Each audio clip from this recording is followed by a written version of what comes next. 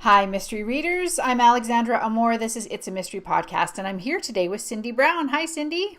Hello, how are you doing? Very well. How are you?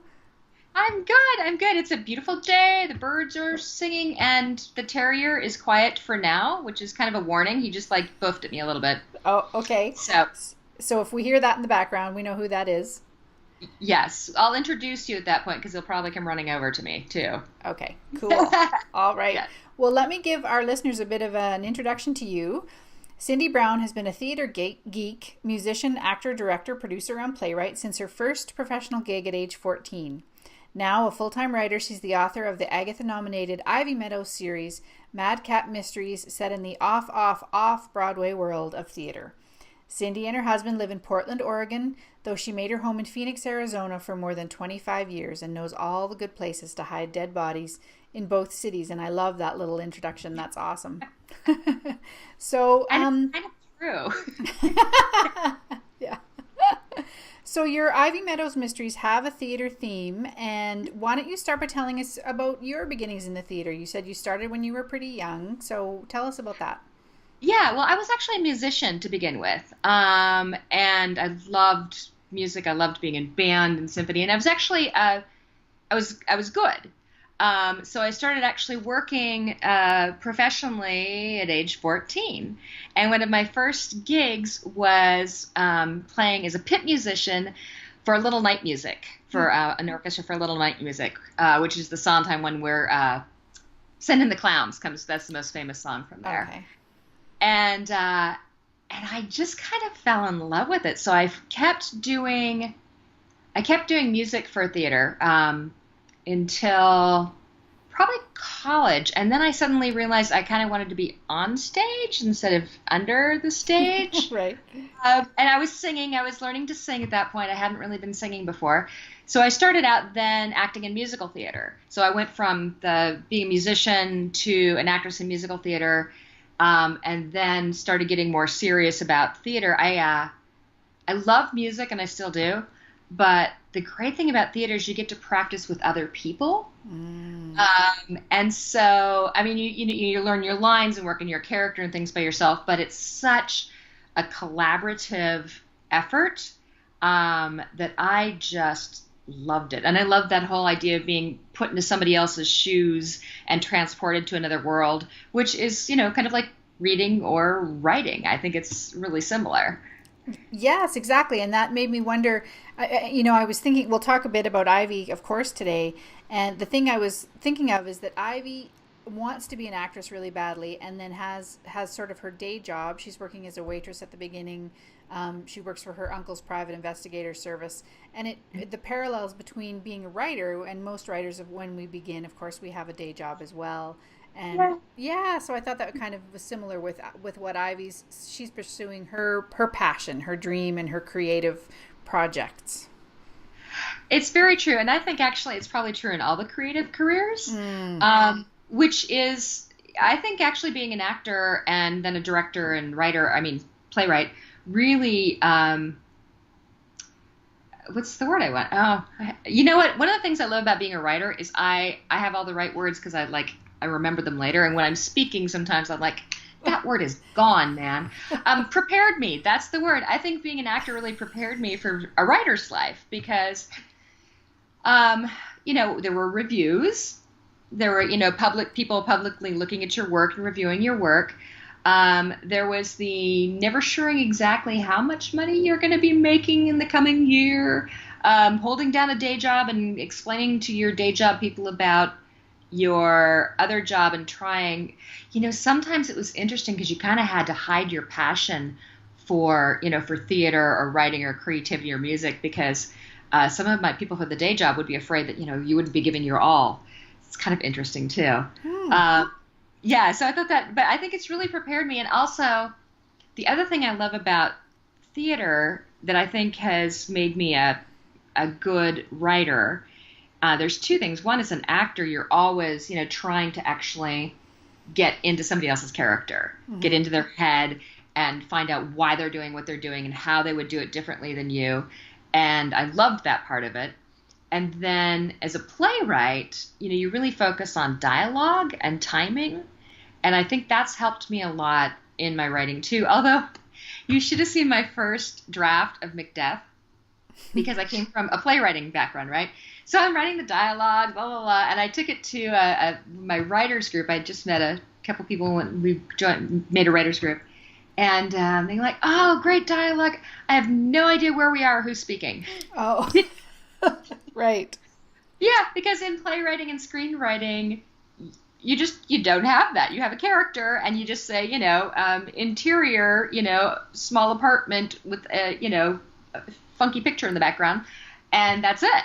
And so it took me a long time to figure out how to add description and kind of ground the reader, because I was so used to being able to tell everything either with dialogue or with like a screenshot, in screenwriting. Yes, yeah, exactly. And so the visual element of the story would be told by someone else, right? The camera operator, it would be told visually, whereas in writing we have to do all of that. Right, and exactly, and even screenwriting helped.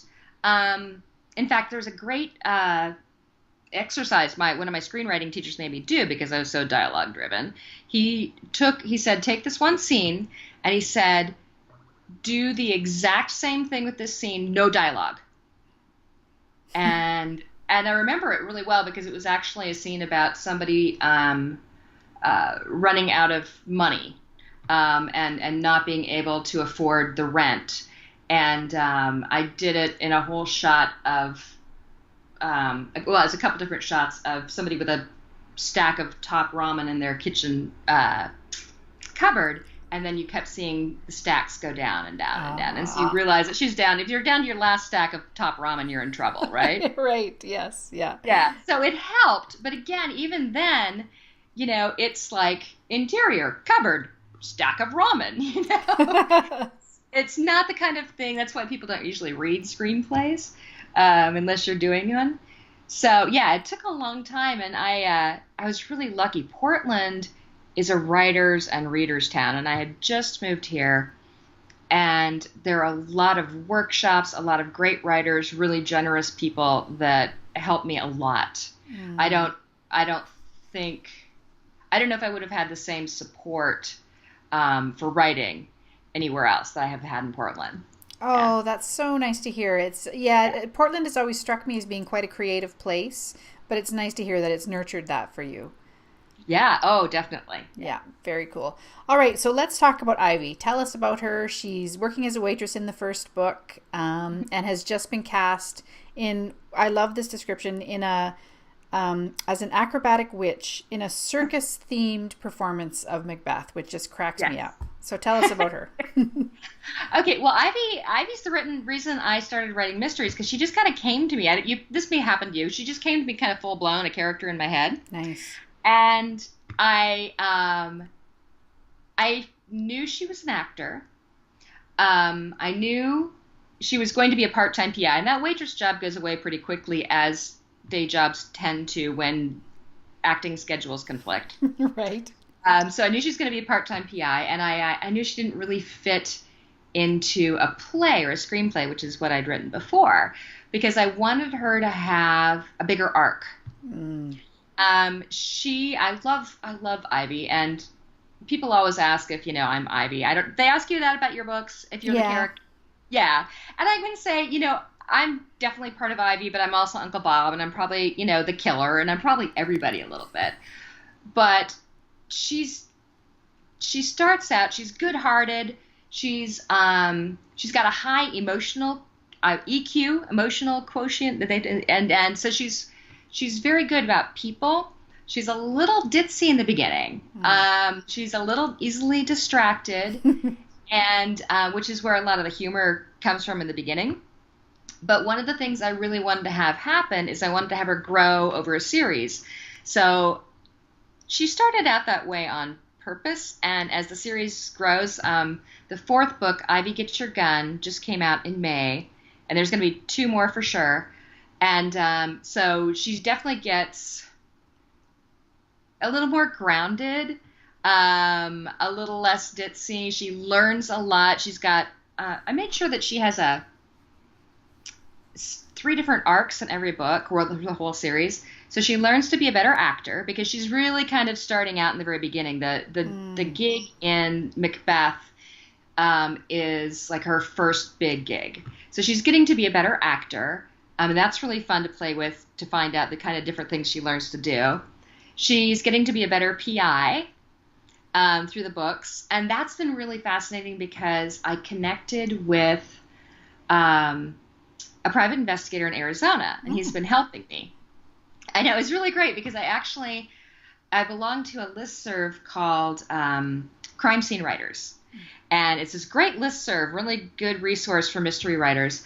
It's first responders and private detectives and writers and doctors and forensic experts. And you can ask them any question you want. But at one point, Stephen Brown, who is a writer and a private investigator, he said, Arizona's where my books are set. He said, they have odd laws. And so you really should probably connect with somebody, a PI there.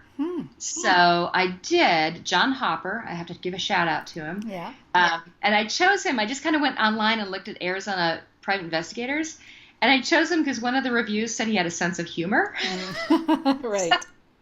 So it's been fun. So because Ivy now grows as a PI, but I'm learning a lot more about the business too, and what people are able to do and not able to do, and some of the roadblocks and things that happen. But the biggest thing that I love about Ivy, and the thing that I think that probably most people connect with, is she has a personal arc that she grows through the different books. Macbeth really starts it out. So in Macbeth, she's got a little arc. I can't give too much of it away. If people haven't read the book, there's a twist that I can't say too much about halfway through the book. But she learns to accept some things about her past, we'll say, in the first book. And that past, which has dogged her whole life, she starts accepting other things throughout the different books.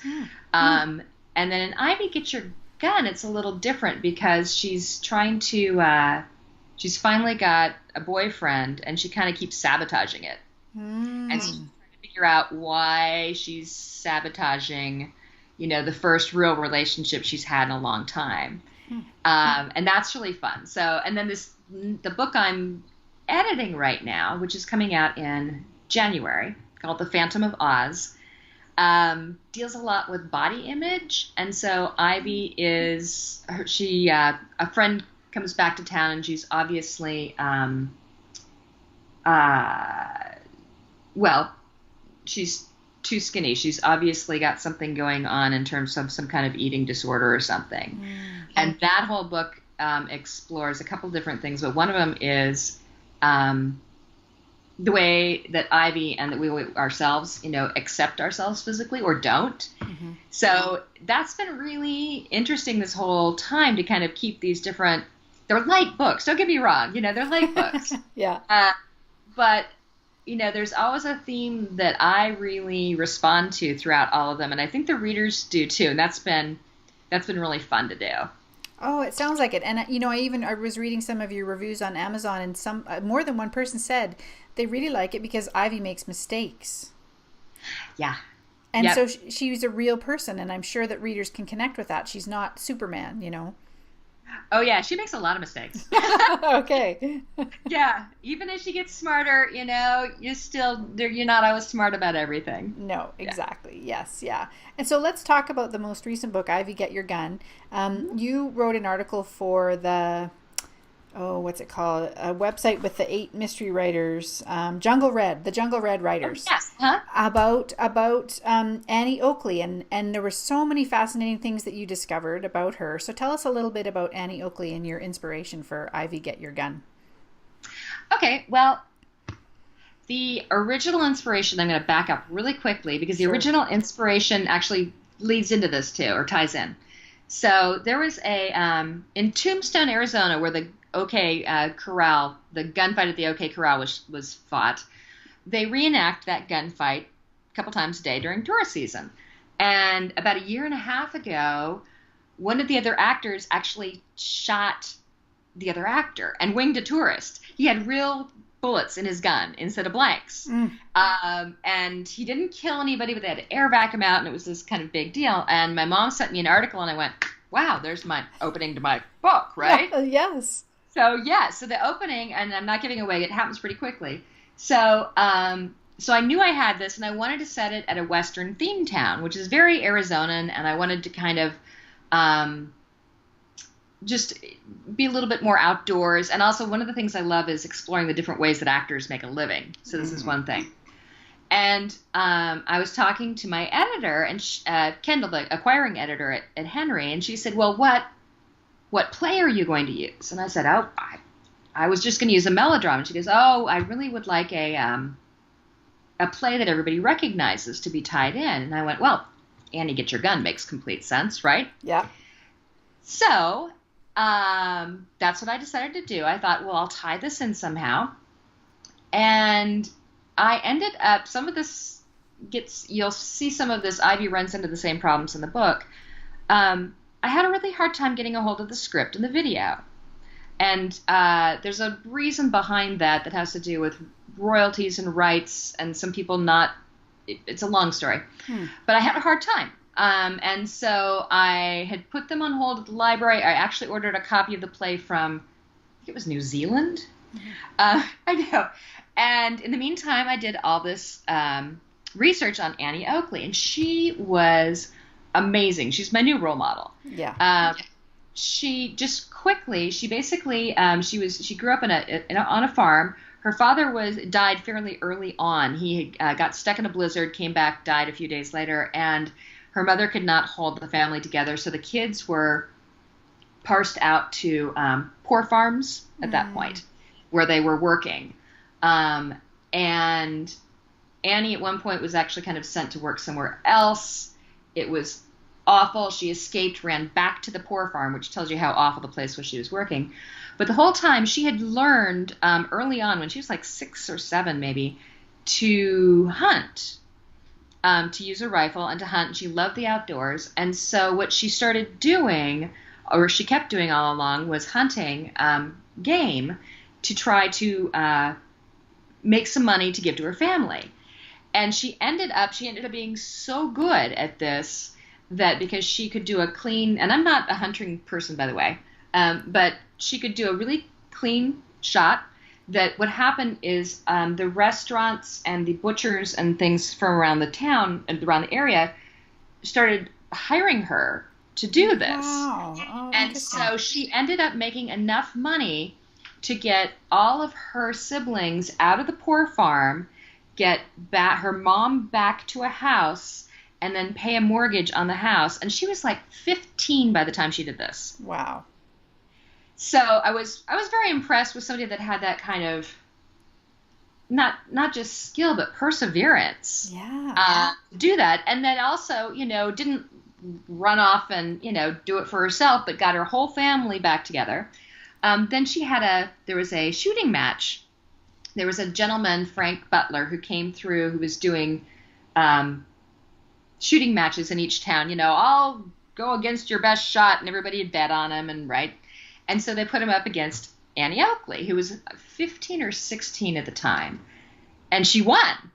And he was just smitten, and the kind of rest is history. She ended up marrying him about a year later, traveled with Buffalo Bill Cody's Wild West show, and she was the most famous woman in the world for, I think, around almost 10 years. Wow. That she traveled to Europe, she met queens, she met all sorts of people.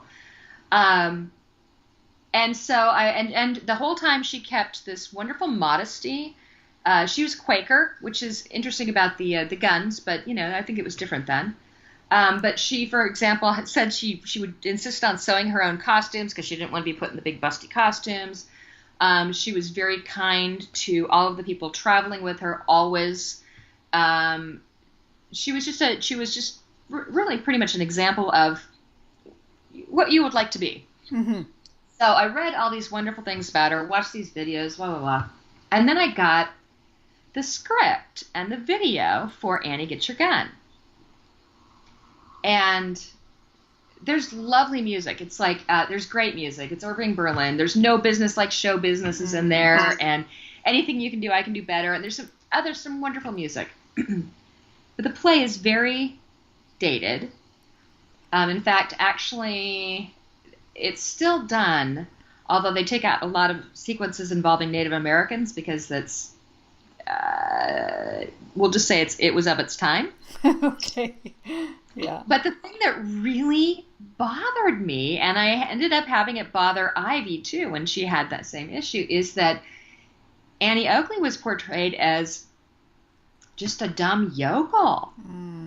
And, I mean, really just not smart. I mean, not bright in any way.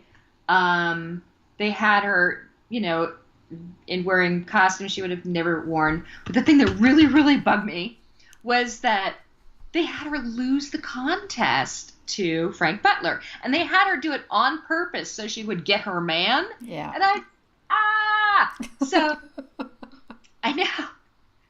So, Michael Arndt, the screenwriter who wrote Little Miss Sunshine, he's done some of the Star Wars things. I took a class from him once, and he said, write about the things that piss you off. Oh, wow. Great advice. Yeah. And it pissed me off, not just for Annie, but it pissed me off because I feel like, a lot of times women, especially through history, have been dissed. They're not getting what they deserve, or their stories have been twisted to fit whoever wants to tell them. So I really wanted to tell Annie Oakley's real story, and I wanted Ivy. This is one place where Ivy and I are like really close because I have her have the same epiphany and the same desire to do that. So Annie Oakley's story and her spirit is definitely woven through this book. Oh, that is so great. I love hearing that. And I loved learning more about her just now when you were speaking, and I'll link to that article that you've got on the Jungle Red website as well, so people can read it. Yes, yeah. And then the other thing I noticed you mentioned too in the article is that you were always attracted to westerns, and you watched John Wayne movies with your dad, and my books are westerns too, my adult mysteries. They're set in 1890, and I've never been I'm kind of a fan of western movies, I would say. I'm not an aficionado by any stretch of the imagination, but there are some that I really love. But I never really have been able to figure out why it is that I like to write about that time period. And then in your article, you said you think you were drawn to them because of justice. Because everything concludes in sort of a just way in a Western. And I really related to that when you said it. Can you say a bit more about how you feel about that? Yes, but then I want to hear how you related to it too. Oh, okay. You go first. I'll start. I think my parents, I don't always agree with them on politics or things, but I think they instilled a real sense of right and wrong from the very beginning when I was a kid. And then also, like probably a lot of creative people, I was an eccentric child. Mm-hmm. And so I wasn't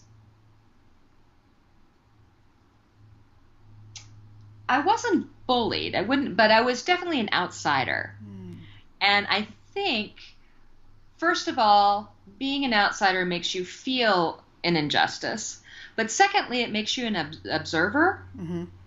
And it was one of those things that just always, the unfairness of life always bothered me. Always still does bother me. I have a really hard time reading news. Or watching news or anything. I have a hard time with that. I always want to take those stories and make them turn out okay for the people that need the justice. And I realized early on that, Westerns were one of the things, because I couldn't figure out my attraction to them either. Because I'm not much into guns. I'm kind of afraid of guns, really, which is just in general. And, cowboys are nice, and I've never heard about horses too much.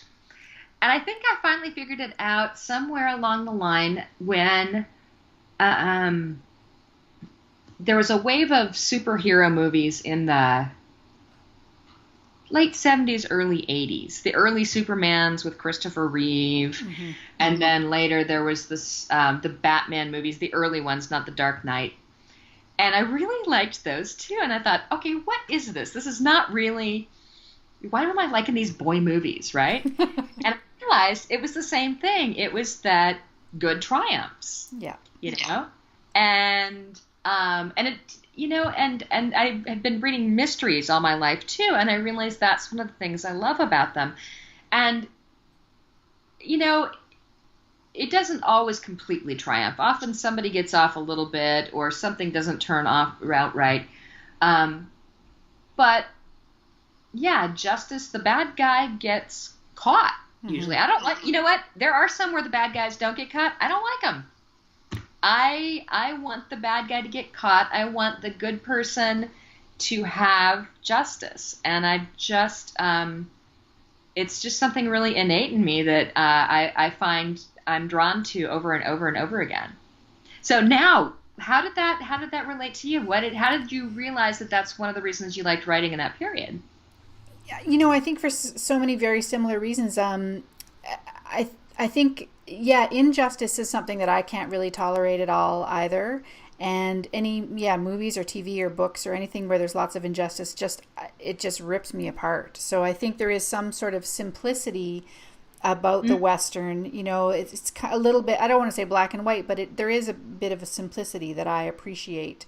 And maybe it is a little easy to see the good guys versus the bad guys, right? Black hats, white hats, that kind of thing. So yeah, I really resonated with that. It was really interesting to read that. And so just before we go, I'll have one more question. Why don't you tell us a little bit more about the next book in the series that's coming out early next year, you said? Yes, January 30th. That's called The Phantom of Oz. Okay. And this will be the first time I've spoken about it, so I hope I can make it succinct. What happens is Ivy has a friend, Candy, who's been in several of the other books.